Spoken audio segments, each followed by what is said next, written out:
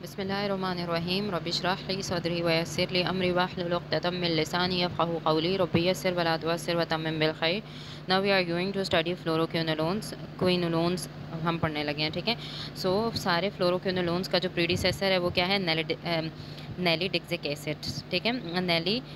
नेलीडिक्सिक acid is the predecessor of all the fluoroquinolones. लेकिन fluoroquinolones के कुछ साइड इफेक्ट्स हैं, वो क्या हैं कि इसकी वजह से सी डिफ इन्फेक्शन हो सकता है, यानी कि क्लोस्ट्रीडियम डिफिसिल इन्फेक्शन फ्लोरोक्विनोलोन से बहुत ज़्यादा हो सकता है। तो ये इसका एक साइड इफ़ेक्ट है। और एंटी माइक्रोबियल रेजिस्टेंट हो सकती है बहुत सारे ऑर्गेनिजम्स में, for example methicillin resistant in स्टेफिलोकोकाई।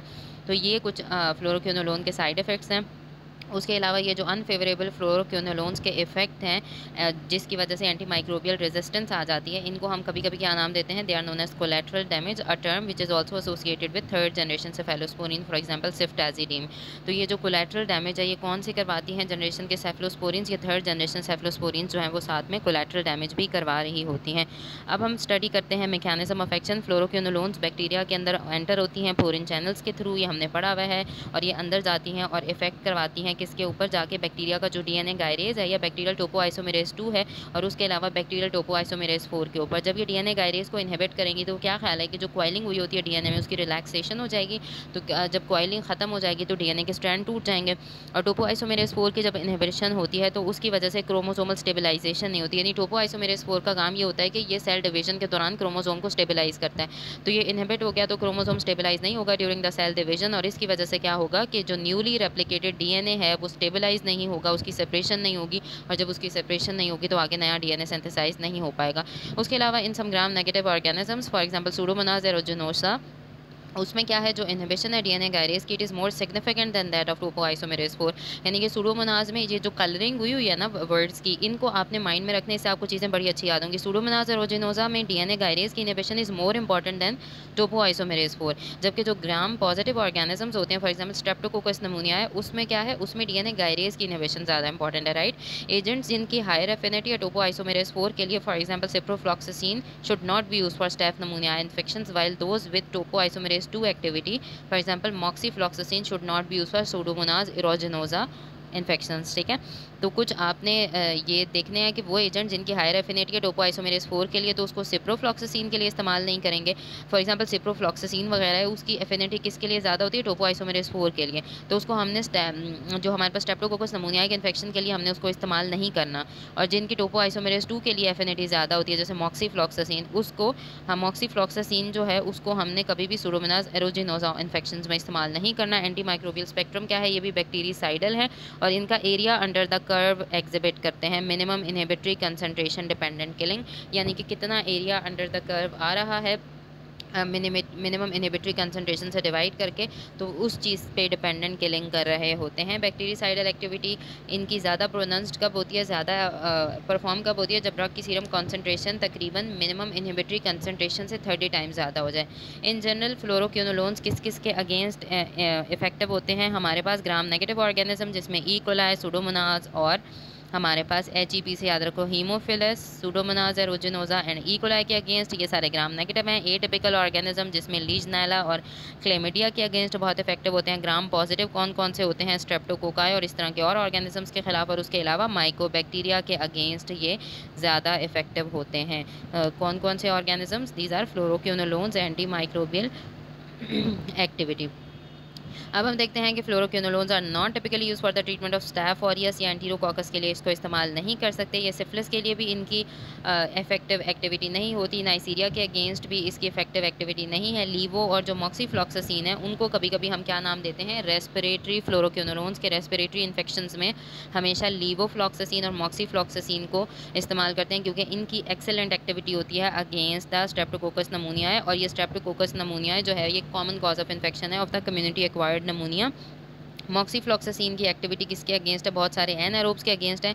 Fluoroquinolones जो है उनको तकरीबन हम कंसीडर करते हैं alternative with a patient documented with severe beta lactam allergy, यानी बीटा लैक्टैम एंटीबायोटिक के खिलाफ जिन पेशेंट्स में बहुत ज़्यादा एलर्जी है वो बीटा लैक्टैम एंटीबायोटिक का इस्तेमाल नहीं कर सकते, तो उनको हम फ्लोरोक्विनोलोन्स दे सकते हैं ऐसे पेशेंट्स को, राइट। उसके बाद हम देखते हैं कि फ्लोरोक्विनोलोन्स जो हैं उनको बहुत सारी जनरेशन्स होती हैं, कि वो डिपेंड करता है कि वो किन एंटी माइक्रोबियल एजेंट्स के ऊपर डिपेंड करती है। जो नॉन फ्लोरिनेटेड क्विनोलोन्स है यानी कि जिनकी फ्लोरिनेशन नहीं है, जैसे nalidixic acid is consider to be the first generation. अब जो जनरेशन जितनी छोटी होगी उसका स्पेक्ट्रम उतना नैरो होगा। और सिप्रोफ्लॉक्सासिन, नॉरफ्लॉक्सासिन सेकंड जनरेशन है, ठीक है, सेकंड जनरेशन है। क्यों? क्योंकि इनकी अभी आगे एडवांस जनरेशन है, तो ये एरोबिक, ग्राम नेगेटिव और ए टिपिकल बैक्टीरिया के अगेंस्ट काम कर रहे होते हैं, ठीक है। ग्राम नेगेटिव, एरोबिक और ए टिपिकल के अगेंस्ट इनका काम होता है। इन एडिशन ये जो फ्लोरोक्विनोलोन्स हैं, ये क्या होता है, इनकी इंट्रा ऑर्गेनिज्म की जो एक्टिविटी है, यानी कि जो इनकी इंट्रा सेलुलर पेनिट्रेशन है, वो बहुत अच्छी है, ठीक है। और ये क्या करते हैं कि ये इतने इफेक्टिव होते हैं कि फटाफट जाके बैक्टीरिया के अंदर बैठ जाते हैं और होस्ट सेल के अंदर spend a part of all of its life cycle inside a host cell, for example Chlamydia, Mycoplasma और माइकोबैक्टीरिया, ठीक है। ये तीन ऑर्गेनिज्म क्या करते हैं, क्लेमिडिया, माइकोप्लाज्मा और माइकोबैक्टीरिया, ये क्या करते हैं, होस्ट सेल में बैठ जाते हैं और अपनी पूरी ज़िंदगी वहीं गुजार देते हैं। तो ये जो एंटीबायोटिक्स हैं ये इतनी अच्छी हैं कि ये जाती हैं, इंट्रासेलुलर पेनिट्रेशन करती हैं, सेल्स के अंदर चली जाती हैं और सेल्स के अंदर जाके ये जो CMM सेल के अंदर बैठे हुए थे इनको जाके डिस्ट्रॉय करा देती हैं। तो CMM के अगेंस्ट जो है वो हमारे पास ये second generation cephalosporins are very much effective. Levofloxacin is classified as the third generation. क्यों? क्योंकि अब इसकी ग्राम पॉजिटिव के अगेंस्ट इसकी एक्टिविटी ज़्यादा है। आखिर में बचती है फोर्थ जनरेशन जो मॉक्सीफ्लॉक्सासिन है।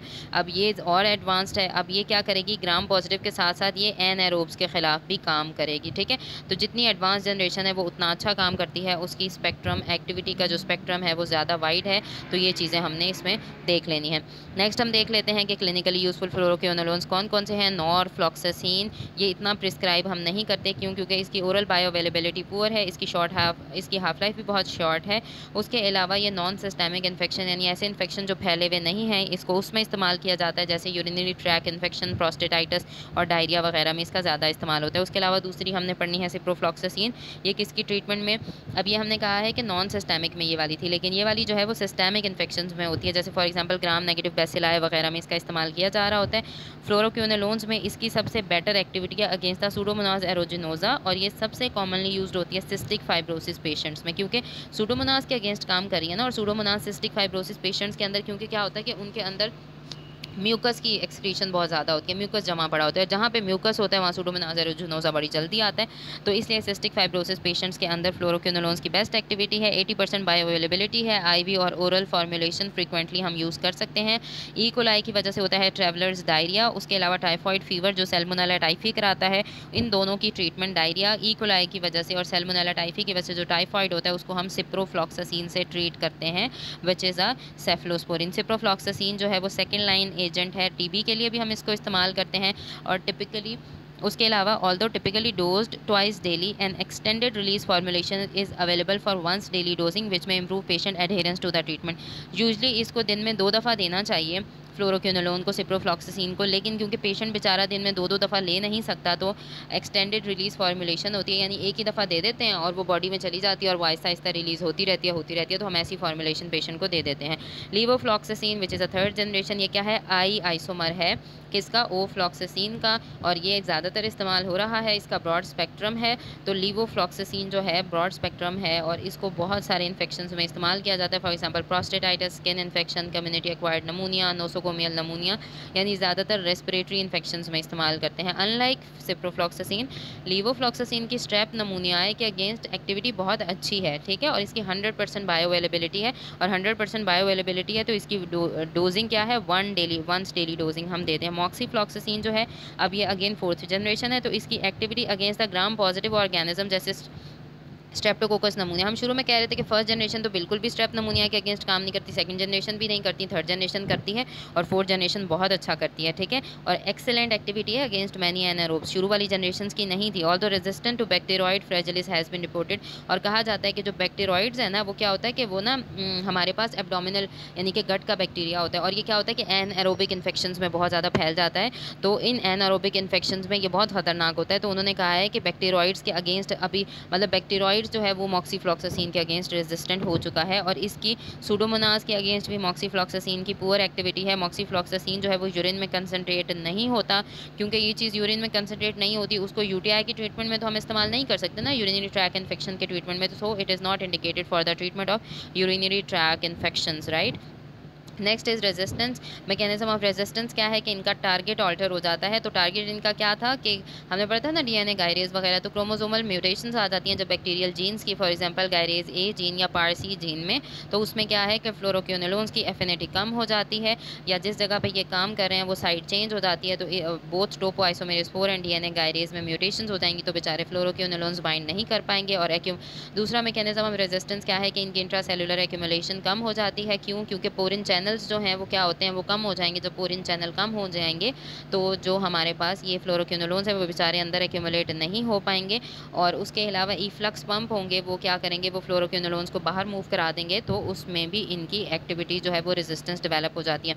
अब ये स्पेक्ट्रम देख लें, ग्राम पॉजिटिव कोक्साई के against, gram positive bacilli, gram negative rod, atypical organism and Mycobacterium TB के अगेंस्ट। अब देख लेते हैं एंथ्रेक्स जो होता है ना, एंथ्रेक्स में क्या होता है, ciprofloxacin is drug of choice for post exposure prophylaxis, यानी कि एक्सपोजर के बाद जो है वो किसको इस्तेमाल करते हैं, सिप्रोफ्लॉक्सासिन, और उसके अलावा जो है वो और किसको इस्तेमाल किया जा रहा होता है, doxycycline is an alternate agent, पहले सिप्रो को इस्तेमाल किया जाता था। उसके अलावा यूरिनरी ट्रैक इन्फेक्शन में क्या होता है, बैसिलस एंथ्रेक्स की वजह से एंथ्रेक्स जो है वो डिजीज़ होती है। यूरिनरी ट्रैक इन्फेक्शन में सिप्रोफ्लॉक्सासिन और लीवोफ्लॉक्सासिन इफेक्टिव हैं, ठीक है, और इनको हम यूरिनरी ट्रैक इन्फेक्शंस में इस्तेमाल करते हैं। उसके अलावा रेजिस्टेंस रेस्पिरेटरी इन्फेक्शंस में भी हम इस्तेमाल कर रहे होते हैं, जो कि ग्राम नेगेटिव रॉड्स की वजह से होते हैं और ग्राम पॉजिटिव कॉक्साई की वजह से होते हैं। लीवोफ्लॉक्सासिन जो है वो क्या है कि जो बीटा लैक्टम एंटीबायोटिक जिन ऑर्गेनिज्म के खिलाफ काम नहीं कर रही होती, उनके खिलाफ हम लीवोफ्लॉक्सासिन इस्तेमाल करते हैं। उसके अलावा ciprofloxacin first choice of drug नहीं है। नमूनिया में कभी भी आप पहले सिप्रोफ्लॉक्सासिन नहीं दोगे, या साइनोसाइटिस में। क्यों? क्योंकि इसकी स्ट्रेप नमूनियाए के अगेंस्ट हमने बात की थी ना कि सिप्रोफ्लॉक्सासिन की एक्टिविटी बहुत ज़्यादा वीक है, और स्ट्रेप नमूनियाए ही ज़्यादातर नमूनिया कराता है और साइनोसाइटिस कराता है। तो लीवोफ्लॉक्सासिन आप इस्तेमाल करोगे और मॉक्सीफ्लॉक्सासिन का इस्तेमाल करोगे, ये रेस्पिरेटरी फ्लोरोक्विनोलोन्स हैं। क्यों? क्योंकि इनकी स्ट्रेप्टोकोकस नमूनियाए के अगेंस्ट एक्टिविटी ज़्यादा होती है, ठीक है। उसके अलावा आप देख लें एनारोबिक इन्फेक्शन जो है उनके खिलाफ हमने कहा है कि मॉक्सीफ्लॉक्सासिन यानी 4th जनरेशन, जो जितनी अच्छी जनरेशन होगी वो एनारोब्स के खिलाफ अच्छा काम करती है। जीआई ट्रैक इन्फेक्शंस में सिप्रोफ्लॉक्सासिन बहुत हाईली एफिकेशियस होता है, और ये एक्यूट डायरियल डिजीज़ को ट्रीट करता है ड्यू टू एंटेरिक पैथोजेंस, यानी गट के पैथोजेंस की वजह से जो डिजीज़ होती है उसको कौन ट्रीट करेगा, सिप्रोफ्लॉक्सासिन ट्रीट करता है, राइट। नेक्स्ट हम देख लेते हैं फार्माकोकाइनेटिक्स के, इसकी एब्जॉर्प्शन कैसे होती है। 35 से 75% ड्रग ही एब्जॉर्ब हो पाता है, जैसे फॉर एग्जाम्पल नॉरफ्लॉक्सासिन, लेकिन जो बाकी फ्लोरोक्विनोलोन्स हैं वो 80 to 90% एब्जॉर्ब होते हैं। इसका मतलब है कि नॉरफ्लॉक्सासिन की बायोअवेलेबिलिटी बहुत पुअर है। आईवी और ऑफ्थेल्मिक प्रिपरेशन यानी आंखों में डालने के लिए और इंट्रावीनस प्रिपरेशन किस किस की हैं, सिप्रोफ्लॉक्सासिन, लीवोफ्लॉक्सासिन और मॉक्सीफ्लॉक्सासिन की। फ्लोरोक्विनोलोन की जब आप इंजेक्शन करते हैं सुक्राल्फेट के साथ, एलुमिनियम या मैग्नीशियम कंटेनिंग एंटासिड्स के साथ, ये सारे क्या होते हैं, ये जो स्टमक एसिडिटी जब ज़्यादा हुई होती है ना, तो तब ये इस्तेमाल हो रहे होते हैं। या जब आप डाइटरी सप्लीमेंट्स के साथ ले रहे होते हैं जिनमें आयरन या जिंक होता है, तो आयरन या जिंक हो, sucralfate, aluminium, magnesium containing antacids और डाइटरी सप्लीमेंट्स हो, वो क्या करेंगी कि वो फ्लोरोक्विनोलोन्स की एब्जॉर्प्शन को कम कर देंगी।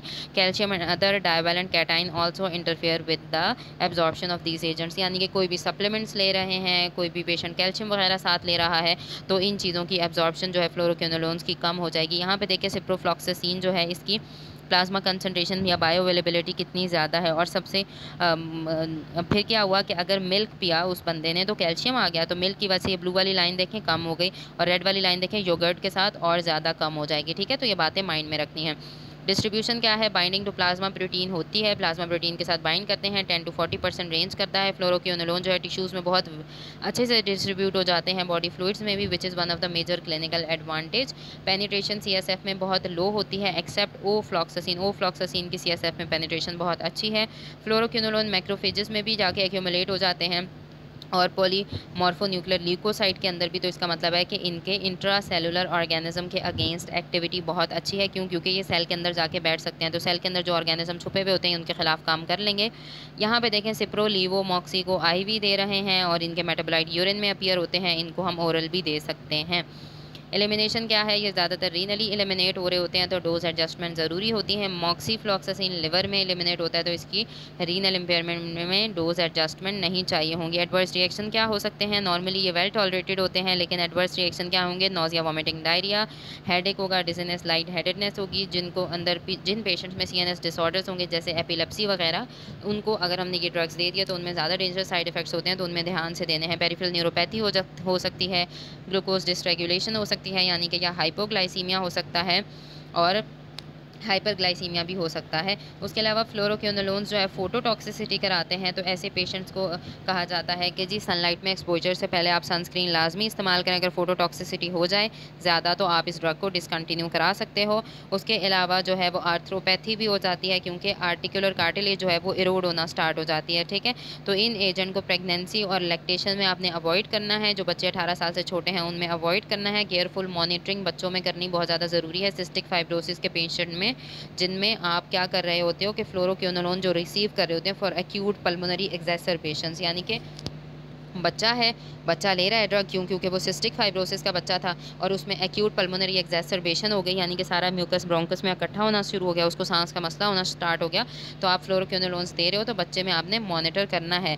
अगर इंक्रीज और इसके अलावा इसमें टेंडनाइटिस यानी टेंडन की इन्फ्लेमेशन का रिस्क इंक्रीज हो जाता है, टेंडन रप्चर भी हो सकता है अगर सिस्टेमिक फ्लोरोक्विनोलोन्स का इस्तेमाल किया जाए। मॉक्सीफ्लॉक्सासिन और दूसरे फ्लोरोक्विनोलोन्स क्या करते हैं कि वो क्या करते हैं कि वो प्रोलॉन्ग कर देते हैं क्यूटीसी इंटरवल, ठीक है। तो इसकी वजह से क्या होता है कि इनके अंदर इरिथमियाज हो सकते हैं पेशेंट में, क्योंकि हमें पता है क्यूटीसी इंटरवल जितना प्रोलॉन्ग होता है ईसीजी में इरिथमियाज हो सकते हैं। या ऐसे पेशेंट जो कि और ऐसे ड्रग्स ले रहे होंगे जो कि क्यूटीसी इंटरवल प्रोलॉन्ग करेंगे, तो उनके साथ आप फ्लोरोक्विनोलोन्स भी दोगे तो पेशेंट के अंदर इरिथमियाज हो जाएंगे।